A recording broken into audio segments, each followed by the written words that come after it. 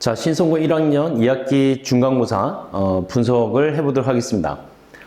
일단은 뭐 이번 문제가 뭐 전반적으로 뭐 되게 낯설고 그러진 않았을 거로 보여집니다. 왜냐면 다 대부분 뭐 이제 자히스토리 부교재에 있었던 문제들이기 때문에 굉장히 익숙했던 것으로 보여져요. 하지만 익숙함과는 다르게 문제가 좀 잘 안 풀렸을 것 같다. 왜냐면 조금씩 학교에서 변형을 했는데 그 변형한 부분들이 쉽게 접근해서 풀 수 있는 문제들도 조금 있긴 했었지만 또 더러 이제 어떤 문제들은 이게 변형을 했지만 도대체 이걸 어떻게 접근해야 되지? 이 생각이 잘 안 되는 문제들이 분명히 있었고 또는 계산이 조금 복잡한 형태의 문제들도 있었기 때문에 이 전반적으로 굉장히 문제가 익숙함에도 불구하고 잘 성적이 안 나올 수 있는 그런 시험이지 않았을까라고 생각됩니다. 그래서 평상시에 좀 이 부규제만 이제 주구장창 푸는 거는 조금 지양하고 당연히 부규제는 풀어야 되겠지만 뭐 그것만 풀면 안 되고 다양한 형태 고난도 문제들과 계산력을 향상시킬 수 있는 그런 유형의 문제들을 많이 연습하는 것이 더 필요하지 않았을까라는 생각이 듭니다. 아시겠죠? 그래서 이제 하나씩 살펴보도록 하겠습니다. 이것은 이제 1학기 때도 얘기를 했었지만 자, 우리 이제 지필고사와 수행평가가 있죠. 그쵸? 신성고는 지필평가랑 수행평가가 5대5로 가고 있습니다. 그렇기 때문에 자, 우리가 이 수행평가에서 이 감점이라고 하는 것이 있으면 안 돼. 감점이 절대 있어서는 안 됩니다. 왜냐면 감점이 있는 순간 이 지필고사 이제 이 점수로 만회하기가 상당히 쉽지 않은 그런 어떤 포지션이 될 수밖에 없습니다. 그래서 이제 수행평가 50%라고 했지만 50%가 그대로 50점이 되는 것이고 지필평가 50%라고 하지만은 이제 중간고사 25%, 기말고사 25% 반영이 되는 거죠. 그래서 어찌됐든 지필고사 1차 지필고사가 이제 뭐 25점이죠. 25점. 그다음에 2차 지필고사도 25점. 뭐 이런 식으로 이제 우리가 배정을 하게 된다라고 볼 수가 있습니다. 어찌됐든 이제 수행평가도 이제 중요하게 여겨야 되기 때문에 뭐 1학기 때 이미 해봐서 좀 알 거라고 보여집니다.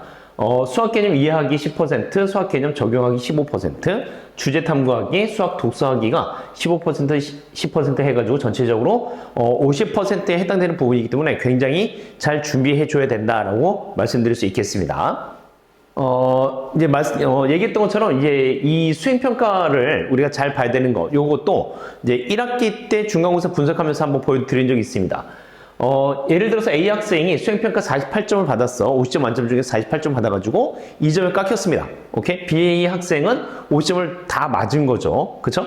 자, 근데 이제 A 학생이 1차 지필평가, 2차 지필평가, 즉 중간고사, 기말고사에서 92점 받았다. 자, B 학생은 88점 받았으면 당연히 92점 받은 학생이 훨씬 더 나 잘 봤어 말하고 기뻐할 수가 있겠죠. 그리고 상대적으로 B 학생은 이제 점수가 좀 88점이면은 상당히 좀 아슬아슬한 뭐 그런 1등급 점수라고 생각할 수도 있겠는데 이걸 종합해 보면은 결과적으로 두 학생의 점수가 동일하게 됩니다. 94점으로 동일하게 되니까 둘 다 1등급이 되거나 둘 다 2등급이 되거나 뭐 이런 상황이 될 수가 있겠죠. 그래서 수행평가 2점 깎인 것이 지필평가로 봤을 때는 전체적으로 8점 차이가 난다는 거죠. 8점. 오케이?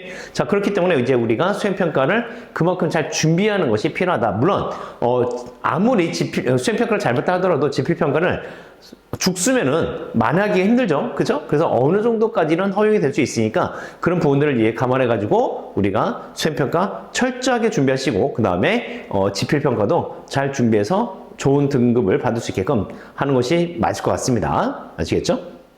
자, 그래서 이제 이번 시험에서 보시면은 자, 우리가 집합부터 해가지고 함수까지 역함수랑 합성함수까지 시험 포함이었는데 자, 어떤 문제들이 어디에서 출제됐었냐라고 본다면은 자, 1번부터 5번까지는 굉장히 좀 쉬운 난이도의 문제였기 때문에 하 난이도로 우리가 선생님 배정을 했고 그 다음에 이제 8번, 10번, 단답형 2번 그 다음에 3번 7번 문제, 6번 문제, 단답형 1번, 9번 문제가 있는데 자, 이런 문제들을 이제 중난이도로 배정을 했습니다. 그리고 상과 킬러 문항들이 있었는데 뭐 이제 상과 킬러 난이도의 문제라고 하는 것은 뭐 이게 엄밀하게 이건 킬러야, 이건 뭐 상이야 이렇게 나누기에는 약간 애매하고 전반적으로 다 상 문제에 해당되지 않았을까 생각됩니다. 이게 문제가 어려워서 어려운 것도 있었고 계산이 복잡한 것도 그렇고 그랬습니다. 또 14번 같은 문제는 이것이 참인지 거짓인지 판단하는 문제인데 이게 어떻게 생각하면 쉽게 판단될 수도 있고 또 어떻게 생각하면 어렵게 판단될 수도 있었기 때문에 그래서 킬로문항에다 넣습니다. 그래서 전반적으로 이제 보게 되면은 이 부교재에 있는 자이스토리의 문제에서 상당히 많이 이 출제가 됐다라고 하는 것을 알 수가 있습니다. 물론 그럼에도 불구하고 뭐 예를 들어서 답답형 4번 같은 문제는 실제로 이제 이 부교재 자이스토리에는 길게 빈칸 채우기 형태로 되어 있었습니다. 그쵸? 빈칸 채우기로 되어 있었지만 이제 자이스토리에는 이걸 단답형 형태로 넣어놨다라고 볼 수가 있죠. 그래서 빈칸 채우기 문제가 아니라 단답형 형태로 냈다 보니까 앞으로 공부하실 때는 이렇게 빈칸 채우기로 되어 있는 문제들 모두 어떻게 빈칸이 없다고 생각하고 문제 밑에가 없다고 생각하고 문제만 보고 여러분들이 직접 풀 수 있게끔 그렇게 준비하는 것이 굉장히 필요하다고 볼 수가 있습니다. 아시겠죠? 그래서 14번은 그렇게 가는 것이 단답형 4번 문제는 그렇게 가는 것이고 또 단답형 객관식이죠. 객관식 15번 문제 또한 이게 굉장히 좀 어려울 수 있는 문제였죠. 그쵸? 이게 모의고사 기출문제, 전반적으로 이제 모의고사 기출문제들이겠지만, 자, 이것을 평행이동시킨 함수와 원래 함수와의 어떤 관계를 살펴봐야 되는데, 이것이 문제에서는, 예를 들어서 원래 자이스토리에 있는 문제보다는 상당히 난이도가 올라가는 형태의 문제로 출제가 됐습니다.